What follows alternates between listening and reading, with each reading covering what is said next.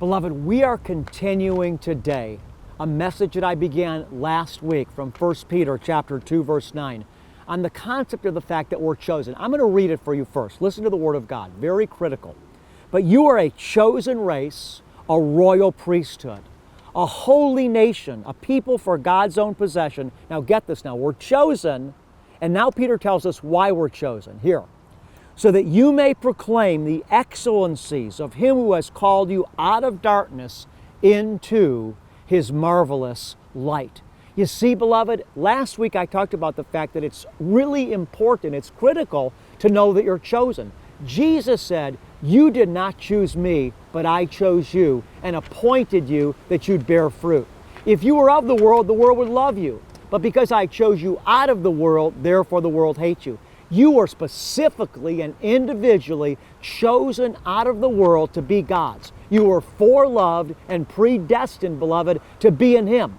Not only are you loved, but you also have an assignment in this world. And the assignment that we have is, beloved, to be His witnesses. This is the last words at the end of the book of Matthew, at the end of the book of Mark, to preach the gospel to every creature. And so Peter tells us here that we're chosen, and he says, to proclaim the excellencies of Him who has called you out of darkness into His marvelous light. And so you're chosen because you're loved, and you also have an assignment to be His witness. So be bold in sharing your faith. I want you to know, so many people are hurting. So many people that you know that you've never shared your faith with. Beloved, they're hurting. They're struggling. They're struggling in their marriages. They're lost. They're empty. They're afraid about their finances. They're lacking purpose. They're hopeless. And you know what? When you go to them and simply say to them, you know what? I just feel Jesus' love for you.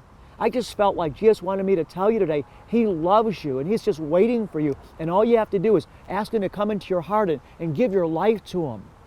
And then just give Him some basic instruction when they do that. All I have to do is say, Jesus, come into my life. I want to give you my life. I need you.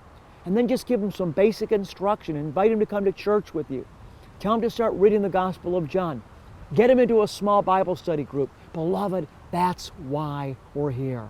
Go ahead and share this with a friend, and let's do what we're called to do, beloved, and proclaim the excellencies of Him who called us out of darkness into His marvelous light. We'll see you next week.